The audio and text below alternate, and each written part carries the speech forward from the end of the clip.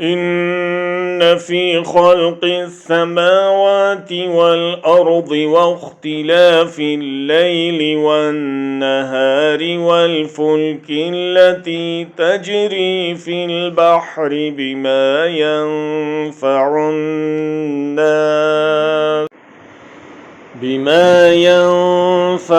الناس وما أنزل الله من السماء من ماء فأحيا به الأرض بعد موتها وبث فيها من كل دابة وتصريف الرياح والسحاب المسخر بين السماء